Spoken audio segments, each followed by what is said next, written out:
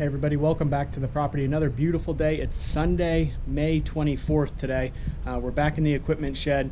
I just finished up everything I needed to do on the hay bind. I straightened those hold down clips. I bent them up just a little bit so they're not rubbing against the cutter bar. I put all the shields back on. I checked that chain too that I said I was going to replace. I thought maybe I could take a link out. It's actually not, there's not enough slack in it to be able to do that. So I'm going to leave it on there for now. If I do have issues with it in the first couple cuttings, then what I'll do is I'll just go get a new chain. This one just might be stretched a little bit, but I'm hoping that since the belt is fixed, maybe that helps the issue with the chain too. I just spent a little bit of time greasing up the rake, and then behind that is the tedder. Like I said, I don't have to do anything to these two pieces. The rake is a bar rake. As you can see, each one of these bars is attached to the wheel. There's 5 separate bars, excuse me, on there that each have those tines on. And this is a ground driven implement. So as you can see back here, attached to the axle of the machine is that pulley and the belt that then comes back here and drives one of these discs that holds all of the bars. And all it does is it just pushes the hay forward. Now you'll see this a little bit better when I've actually got it out in the field hooked up to the tractor. But this is not a PTO implement. Like I said, it's ground driven. It doesn't need to be connected to the tractor at all, except for where the hitch actually connects. And it just pushes all the hay here to the closest side, the right side of the screen right now, as we're making our way through the field. It's adjusted here with this handle for the height, and I basically set it so it's just scraping the tops of what I cut. It doesn't collect everything, but that's okay. What stays there in the grass will just decompose and add more biomass to the soil. The tedder, this used to be what they call the 4-star tedder. It had another piece that attached on this side and then another piece that attached on the other side, and when I wasn't using it, they would fold back behind there. However, last year I started having a lot of issues with each one of those sides. The tires on them would go flat. They kept coming loose from these next sections in, and it was more of a hassle than anything. So right at the end of the season, after I finished my last cutting, when both tires were flat on both sides, I just decided that I was going to take those off. So I took those off and set them up in the woods, and I'm going to try to use it just as a 2-star tedder. It should work okay. I'm not going to be able to hit 2 windrows from the mower at once. I'm going to have to go over each windrow individually, but that shouldn't be a big deal. This is a PTO implement, so you can see the PTO shaft right there. That's powered off the tractor, and then the hitch right below it. This is just how I have everything set in the building to keep it out of the weather for the winter time. They do make double tines. I'm not sure if they'll fit this machine. I've always had single tines on it, and those are what actually throw the hay. It kind of fluffs it up, gets a little air under it, turns it over, and allows it to dry a little bit quicker, both from the wind and the sun. So I know it's tough to see the way the sun is right now, but this is the baler. I always take a lot of extra care of making sure to grease these 2 U-joints, especially on this machine. It's in the equipment shed as far as I possibly can get it. It's tight against the back wall, but this front hitch and PTO shaft just stick out a little bit. So I make sure to put some extra grease in there and get any water out of there that might have gotten in from rain over the winter time. I went ahead and greased everything up on this too and checked the oil level in the gearbox. It's a New Holland 310 baler. So once we go through and mow all the hay, we ted it out, let it dry for a couple days, then we'll go ahead and rake it into windrows. And then we come through with the baler on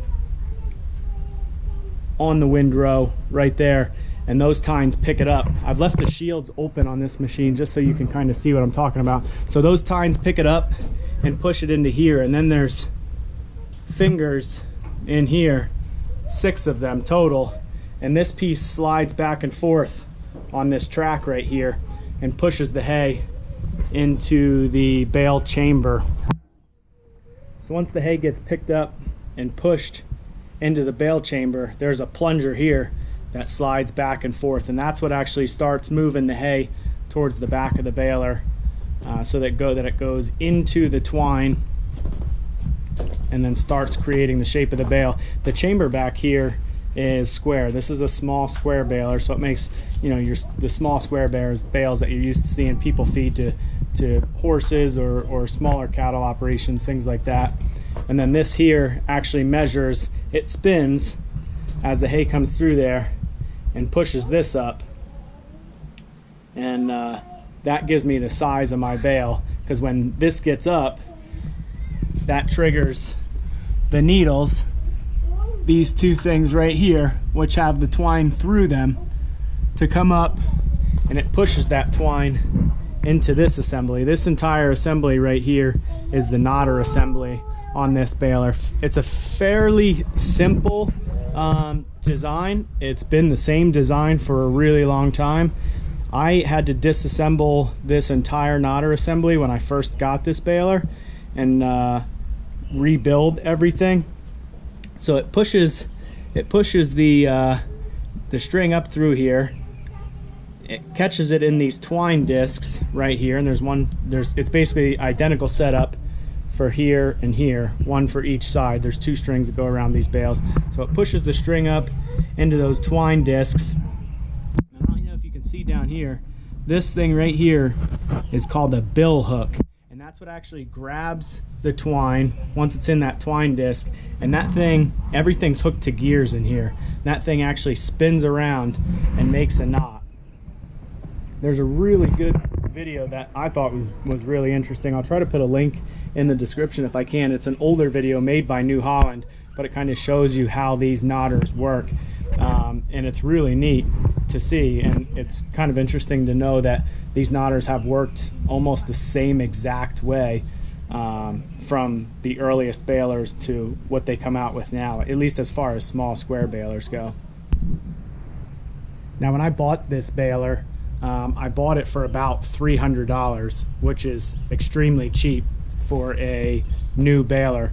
New, I think something like this now, approximately this size, would probably cost $20,000 to $25,000.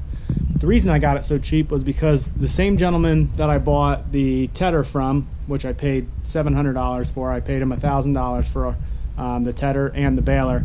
He had just purchased a farm, and this was just left on the farm. It was sitting in a field, and he said he was just willing to sell it for scrap price because that plunger that's inside of there, you're not going to be able to see it just because it's so dark.